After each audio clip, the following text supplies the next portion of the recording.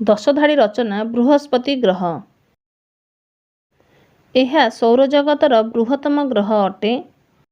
ସୂର୍ଯ୍ୟଙ୍କଠାରୁ ଏହାର ଦୂରତା 77,83,40,821 କିଲୋମିଟର।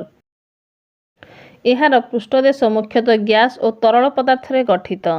ସୂର୍ଯ୍ୟଙ୍କ କିରଣ ବୃହସ୍ପତିରେ ପହଞ୍ଚିବାକୁ 43 ମିନିଟ୍ ଲାଗିଥାଏ।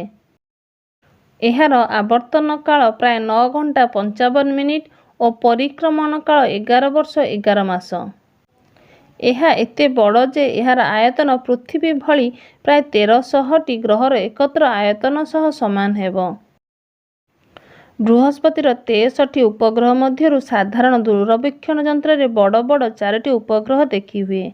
ବୃହସ୍ପତି ଗ୍ରହକୁ ଏପର୍ଯ୍ୟନ୍ତ 8ଟି ମହାକାଶଯାନ ପଠାଯାଇଛି। ବୃହସ୍ପତିର ମାଧ୍ୟାକର୍ଷଣ ପୃଥିବୀର ମାଧ୍ୟାକର୍ଷଣର ପ୍ରାୟ 2.64 ଗୁଣ।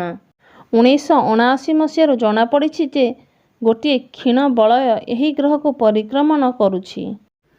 Please like, share and subscribe my channel.